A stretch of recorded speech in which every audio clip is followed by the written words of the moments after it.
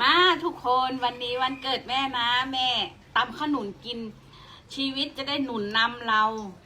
ตลอดปีเราจะได้มีโชคมีลาภกันนะใครอวยพรวันเกิดแม่ได้นะอย่าลืมตำขนุนไปเติมไฟเลยนะจ๊ะนี่แม่ซื้อข้าวเหนียวมาห่อนึงวันนี้ต้องกินตำขนุนนะชีวิตเราจะได้เจริญงอกงามแล้วก็มีโชคมีลาภตลอดปีโทษนะไม่ใช่มือใ